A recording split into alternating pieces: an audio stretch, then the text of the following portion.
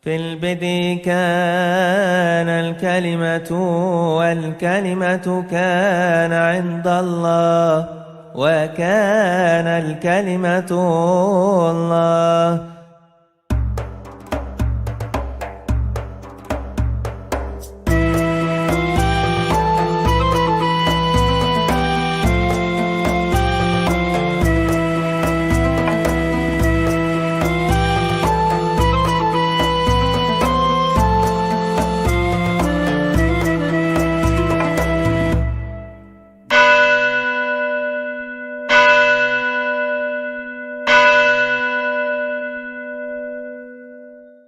Salam sejahtera dalam Kristus bagi saudara sekalian.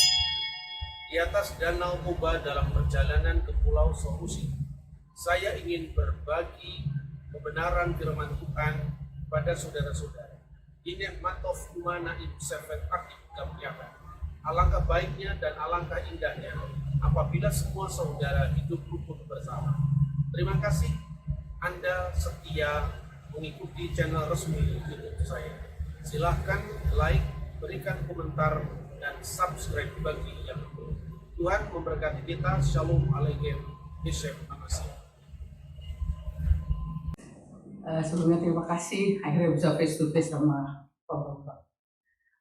Saya mau bertanya, sebenarnya dasar terkuat saudara kita Islam bertahan tentang kitab Barnabas itu di mana, Pak?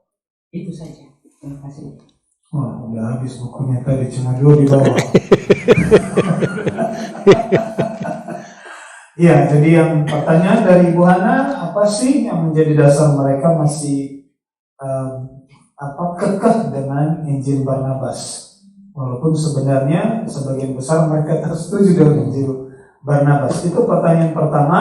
Yang berikutnya Pak Bonaparte. Silakan perkenalkan diri dan prodinya di mikrofon Pak, supaya yang online bisa mendengar pertanyaannya. Shalom. Terima kasih atas kesempatan yang diberikan kepada saya. Nama saya Bonaparte Manurung, program studi S2 Teologi, dan saya mengucapkan terima kasih ke Pak Bambang Lusena atas penjelasan yang sudah diberikan tentang Kristen dan lintas iman di masa depan. Yang menjadi pertanyaan saya, di Indonesia ini sebenarnya banyak forum-forum komunikasi lintas antaragama. Dan kemudian dalam perannya sebenarnya bagaimana untuk mengkomunikasikan yang berbeda pendapat ini. Jadi saya melihat di sana bagaimana memang kalau dari perspektif Kristen untuk memahami Islam itu tidak memberikan bahasan tentang Islam, memang tidak ketemu. Sebaliknya dari perspektif Islam untuk memahami kekristenan ini tidak ketemu. Jadi tadi Bapak sudah menjelaskan sebenarnya kita menjawabnya dengan apologetik, dengan bukti sejarah, karena ada catatan di sana, dengan mempelajari itu. Tapi masing-masing ini sebenarnya mempertahankan pendapatnya sendiri, Pak. Dan bahkan tidak menerima, kalau kita katakan kita tidak mau berdebat sama orang itu, tapi tidak memahami apa yang kita katakan itu melalui baca sejarah, belajar sejarah gitu. Tuhan Yesus yang ingin dicobai oleh ahli Taurat itu, dia menanyakan tentang hidup kekal itu dan juga yang menanyakan tentang sesama. Tapi Tuhan Yesus memberikan, tidak melanjutkan dialog itu terhadap dia, terhadap ahli Taurat itu. Tuhan hanya mengatakan, jawab itu benar, berbuatlah demikian. Jadi bagaimana sebenarnya untuk kita saling memahami bagaimana pelayanan yang diberikan Tuhan Yesus tentang ahli Taurat itu, menjawab ahli hukum ahli Taurat yang sudah memahami tentang hukum-hukum Taurat dan hukum-hukum agama. Jadi itu Pak yang mau saya pertanyakan, bagaimana tidak muncul ini ke depan pertentangan-pertentangan ini bahkan yang saling memunculkan. Yang pertama itu mengenai Injil Barnabas. Bagaimana kalangan Muslim itu tetap mengajukan sebagai dasar atau landasan untuk menyerang iman Kristen. Yang pertama-tama harus saya katakan tidak semua Islam. Jangan kita melakukan penilaian pukul rata. Bulan November tahun 2019 saya malah diundang oleh IAIN Salatiga untuk memberikan kuliah umum. Judulnya itu menarik, Problematika Injil Barnabas. Jadi teman-teman Muslim itu menyadari, terutama sahabat saya Pak Mahmud Jailani, Dr. Mahmud Jailani itu dulu sering bertemu sama saya di Paramadina zamannya Cak Nur dulu masih hidup. Lalu ketika bertemu kembali dengan saya di Satya Wacana waktu saya mengajar program bukan itu ya, seminar di program Pasca Sarjana Fakultas Teologi Universitas Kristen Satya Wacana Salatiga ketemu sama saya dan mengatakan, Pak, nanti bisa enggak November ini memberikan kuliah umum di sekolah kami di IAIN Salatiga. Saya bersedia, saya bilang.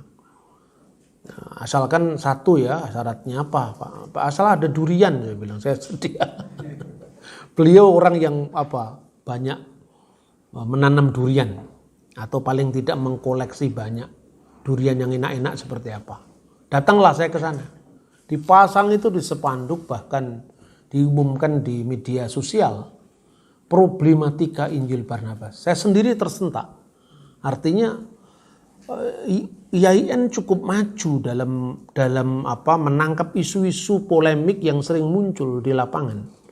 Dan dalam sambutannya di awal kuliah itu, beliau mengatakan bahwa kita tidak bisa terus-menerus menjadikan dokumen palsu sebagai landasan dialog.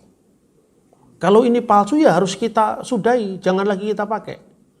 Nah, kita hadirkan Pak Bambang Nursena ini, kata beliau, untuk memberikan dari sudut pandang orang Kristen sendiri dan bagaimana sejarah tentang Injil Barnabas. Lalu saya sampaikan, pertama, jelas-jelas karya ini produk abad pertengahan. Dari sudut pandang bahasanya saja pakai bahasa Itali. Bahasa Itali itu belum muncul di abad pertama. Ini pengembangan dari bahasa Latin. Ya. Bahasa Itali itu kan tidak eksis di abad pertama. Bahkan Profesor Dr. Kiai Haji Hasbullah Bakri pernah mengatakan bahwa seandainya Injil ini memang ditulis pada zaman Yesus, pasti ditulis dalam bahasa Yunani atau Latin atau Aram.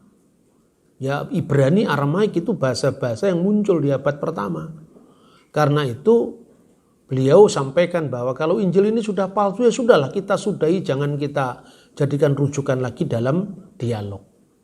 Ini menarik yang disampaikan. Lalu saya sampaikan, pertama, bahasanya. Kedua, hal-hal yang paling simpel itu tidak dipahami oleh penulis ini di abad yang sama. Bahwa di dalam konteks Injil Markus dan Injil Lukas kadang-kadang ada perbedaan perspektif. Tapi semua kan historical background-nya jelas Israel di abad pertama. Ya. Misalnya kalau dalam Injil Matius, kalau orang meminta bajumu berikan jubahmu. Kalau dalam Injil Lukas, kalau orang meminta jubahmu berikan bajumu, itu kan konteks Lukas menulis kan beda dengan konteks Matius menulis. Karena inti dari sabda Yesus itu adalah berikan kepada sesamamu lebih dari apa yang dimintanya. Karena Matius menulis pada konteks agama Yahudi, kira-kira bahasa sederhananya, harganya jubah kan lebih mahal di sana karena itu bangsa agama. Tapi kalau di Yunani itu harganya baju lebih mahal daripada jubah. Itu artinya di situ yang penting adalah kalau temanmu minta seperti ini, berikan lebih daripada itu. Makanya dalam konteks merekonstruksi ucapan Yesus, itulah di kalangan teologi kita pun juga dibahas yang namanya ipsissima vox Jesu, mendengar suara asli yang diucapkan Yesus seperti apa. Dan itu sudah dilakukan di gereja. Misalnya ya, Yesus itu kan berbicara dalam bahasa Aram. Kadang-kadang ketika Injil itu ditulis dalam bahasa Yunani karena sebagai lingua franca, bahasa internasional saat itu ucapannya nggak diterjemahkan. Misalnya amin. Amin itu kan bahasa Aram. Tapi ketika Anda membaca teks Yunani pun tetap amin. Karena untuk menekankan stressing perkataan Yesus itu. Dan itu jelas sekali. Dalam bahasa Indonesia diterjemahkan sesungguhnya. Kata sesungguhnya itu amin dalam bahasa. Amin, amin, amar, ana, lehon misalnya. Bahasa Aramnya. Sesungguhnya, sesungguhnya aku berkata kepada kamu sekalian misalnya. Dalam bahasa Yunani aminnya tetap sama misalnya. Amin, lego humin, prin abram ginestai ego eimi. Sungguh aku berkata kepadamu, sebelum Abraham jadi aku telah ada. Ini untuk menekankan apa? Kristuslah sang amin. Maka dikatakan tadai legi ho amin. Sabda dari sang amin dalam Wahyu pasal 3 ayat 14. Dan dalam kitab Nabi Yesaya pasal 65 ayat 16, Elohe amin itu gelar dari Allah Israel sendiri. Demi Allah yang setia, Belohe amin, 2 kali muncul di situ. Maka tekanannya apa? Ketika Yesus berbicara dengan wibawa ilahinya sebagai sang amin, maka oleh perjanjian baru dalam teks aslinya dipertahankan kata amin itu. Nanti ketika Injil diterjemahkan dalam bahasa Arab, itu digunakan bentuk penyangatan ya. Di situ digunakan misalnya Al-haqo aqulul lakum qabla ayyulada Ibrahim anakainu. Kalau Injil bahasa Arab begitu.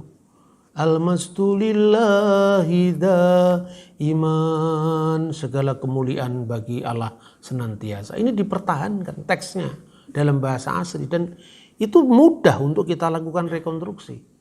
Dalam Injil Barnabas tidak ada sepotong pun yang mengandung fakta sejarah, apalagi sastra, dan itu sama sekali merujuk pada abad pertengahan di Eropa. Dan itu tidak mungkin, ya. Misalnya dalam pasal pertama Injil Barnabas itu dikatakan apa misalnya? Vero evangelio di Yesu Nazareto chiamato Cristo. Vero evangelio Injil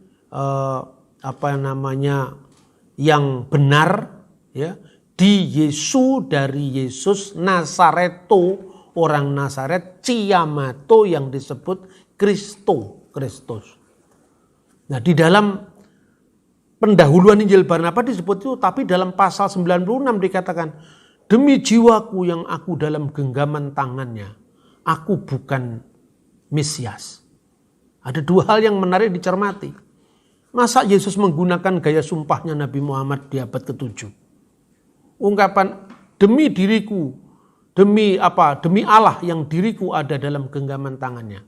Demi Allah yang diriku ini dalam genggaman tangannya. Itu kan ungkapan yang terkenal dalam hadis.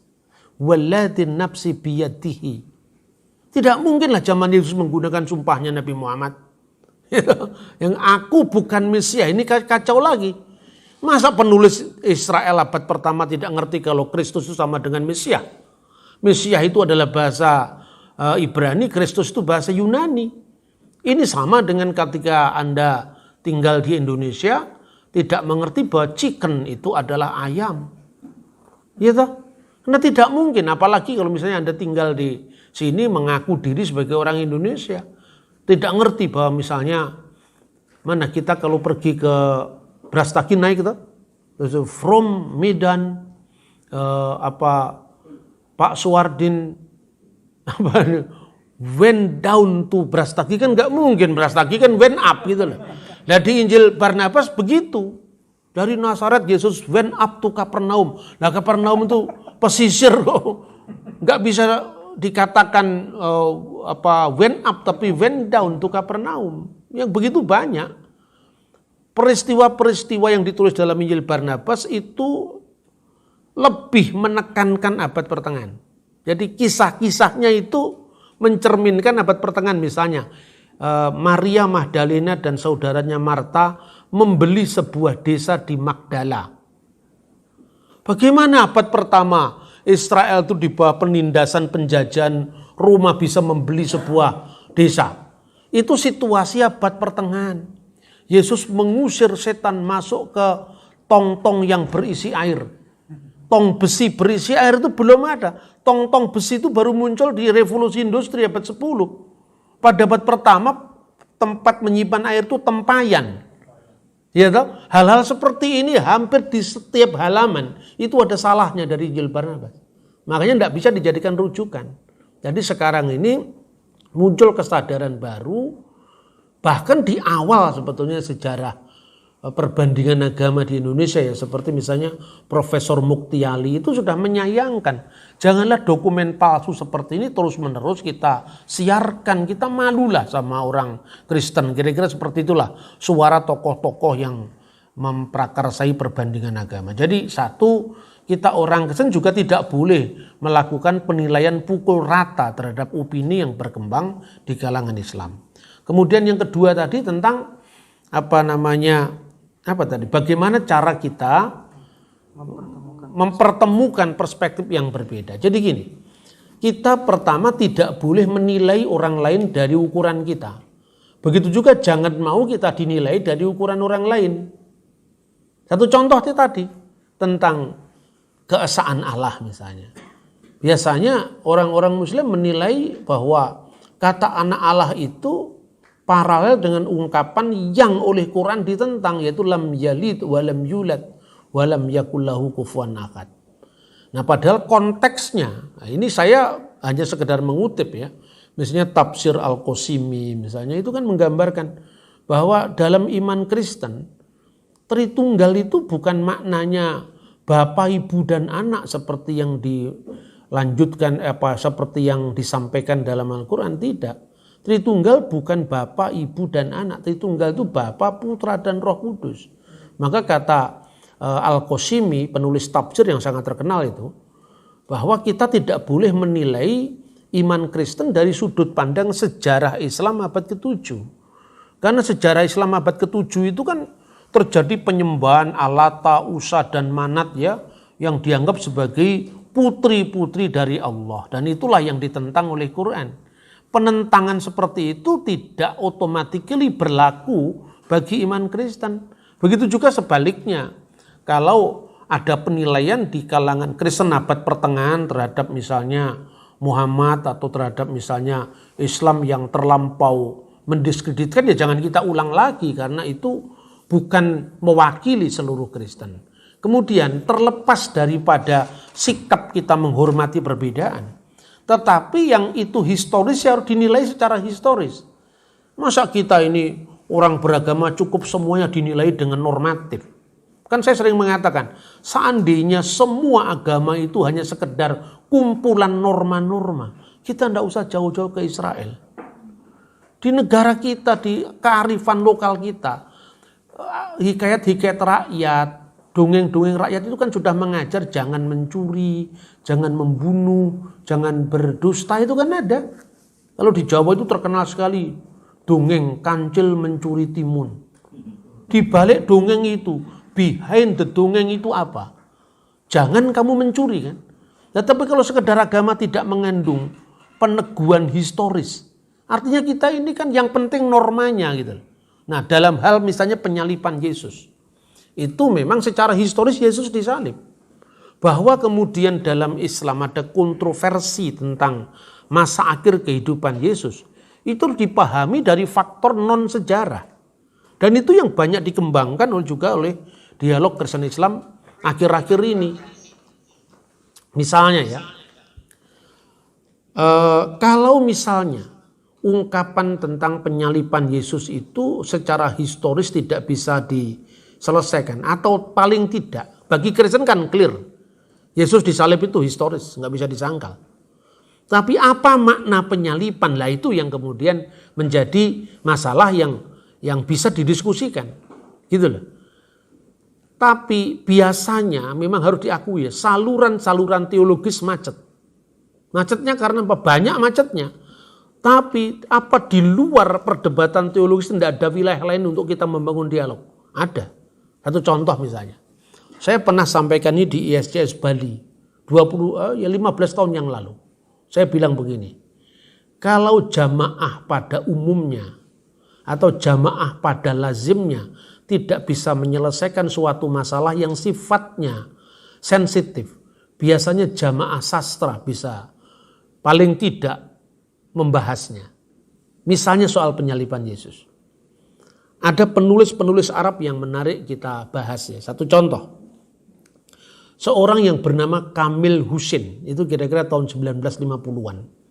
Dia pernah nulis buku dalam bahasa Arab judulnya Karya Dolima. Kota yang durhaka. Dia gambarkan pada Jumat itu, Jumat yang penuh kegelapan. Di mana nurani manusia sudah dibutakan, nalar manusia sudah tidak jalan. Lalu dalam keriuhan yang tanpa nurani itu telah disalibkan seseorang di sana.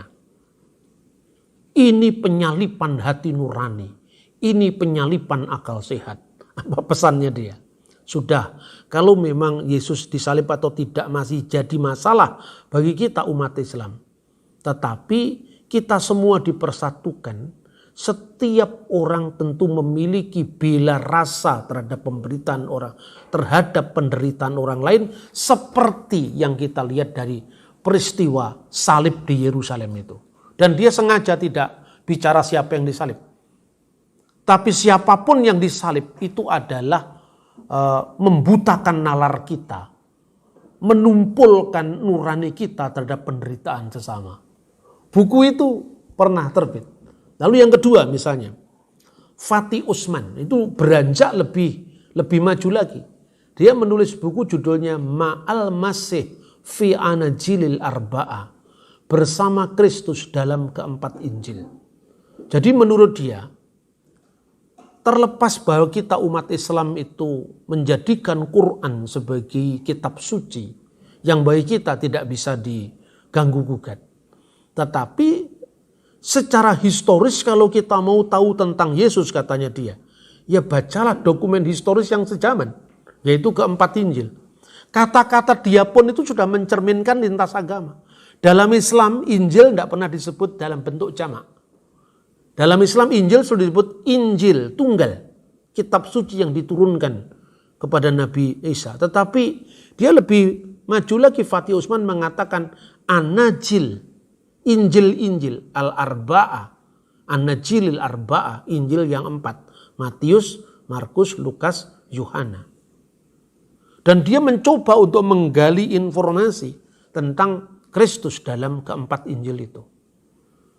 Abbas Mahmud Al-Akhod, dia juga menulis satu buku, judulnya itu adalah Akhbariyatul Masih, The Genius of Christ. Ya. Tetapi buku itu kemudian menjadi kontroversi di kalangan umat Islam di Kairo. Lalu kemudian mendiang istrinya Anwar Sadat, yaitu memberikan komentar-komentar di buku itu yang intinya bahwa tolong kutipan ayat Quran harus lengkap dengan syakal dan harakatnya. Lalu pada edisi berikutnya diterbitkan ulang dengan judul Hayatul Masih, Kehidupan Al-Masih. Dia juga ingin menyampaikan suara-suara di luar Quran tentang Yesus itu. Ini menjadi sesuatu yang di lingkungan agama tidak bisa dibahas, di lingkungan para sastrawan itu tidak terlalu bermasalah untuk dibahas. Karena biasanya kan sastrawan pendekatan budaya itu kan lebih liar ketimbang orang beragama dalam mikir yang sudah dibatasi gitu. Kita sendiri di Indonesia juga punya catatan seperti itu.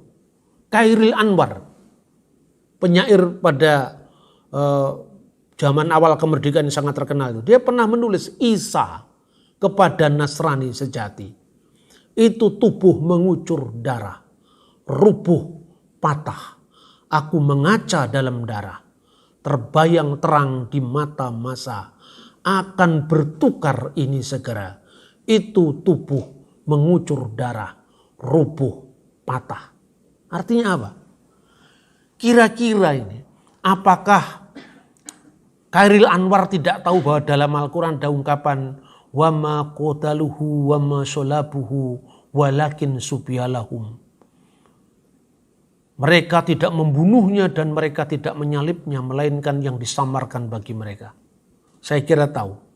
Tetapi bagi dia sebagai seorang sastrawan, penderitaan terhadap orang benar itu tetap benar, sekalipun secara teologis kita belum bersepakat. Itu luar biasa. Apa yang dulu bisa dirayakan dengan kebebasan seperti itu, sekarang rasanya semakin sempit langit kebangsaan kita ini.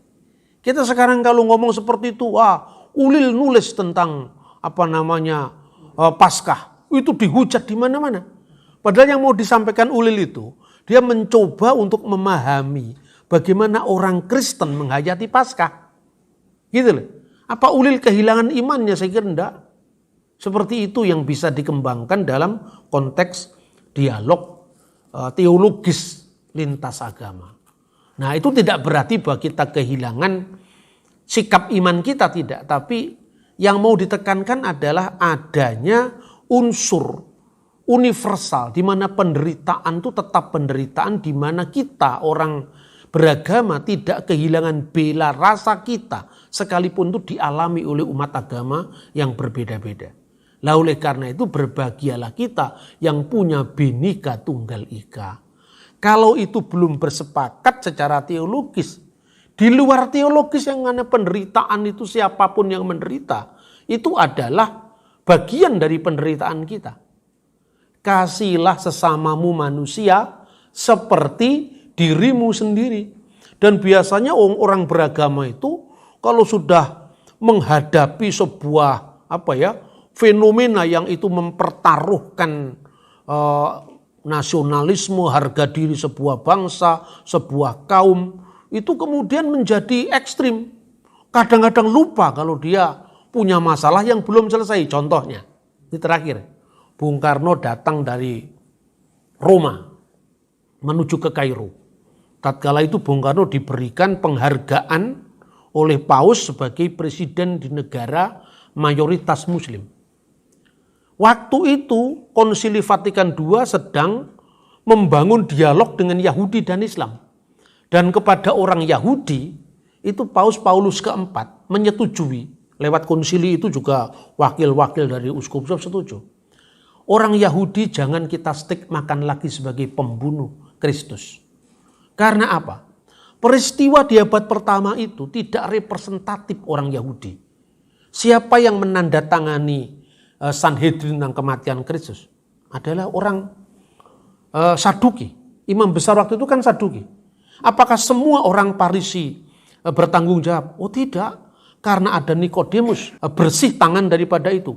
Tapi karena luapan emosi massa mengatakan, biarlah darahnya tertanggung atas kami dan anak-anak kami. Habis itu disetujui. Yang selama itu ada semacam narasi kebencian terhadap Yahudi dihapus dari Katekismus Romanum. Yahudi pembunuh Kristus dihapus, tidak ada lagi. Yahudi pengkhianat dihapus, tidak ada lagi. Ketika Bung Karno datang dari Vatikan ke Kairo, umat Islam mengeluh-elukannya dan mengatakan inilah juara kepentingan Timur Tengah telah tiba. Inilah pembela kaum Arab telah tiba. Maksudnya mereka menuntut agar Bung Karno bisa mempengaruhi putusan Vatikan agar Yahudi tetap pengkhianat, agar Yahudi tetap membunuh Kristus. Lihat, dia lupa bahwa masih bermasalah tentang disalib atau tidaknya Yesus kan. Nah itulah kalau kebencian sudah mewarnai sikap orang beragama, tentu tidak semua Islam di Mesir seperti itu. Jadi makanya Anda belajar teologi itu, Anda belajar ilmu segala ilmu. Karena apa? Di sini tidak hanya dilatih intelektualitas kita, tapi juga dilatih kesabaran kita, dilatih ketajaman intuisi kita, dilatih kepekaan kita membaca tanda-tanda zaman. Itulah teolog yang sebenarnya. Teolog yang selalu bersentuhan dengan realitas. Teolog yang selalu bertanggung jawab untuk mengubah apa yang tidak mungkin diubah. Sesuatu yang impossible menjadi possible apabila kita berteologi dalam konteks bersama Kristus. Kita menatap kehidupan. Dengan mata Kristus kita memandang problem di sekeliling kita. Dengan kaki Kristus kita menjalani misi kita. Dengan tangan Kristus kita merangkul mereka yang teraniaya, yang disalahpahami, bahkan yang membenci kita. Kalau ini kita lakukan, Indonesia akan damai.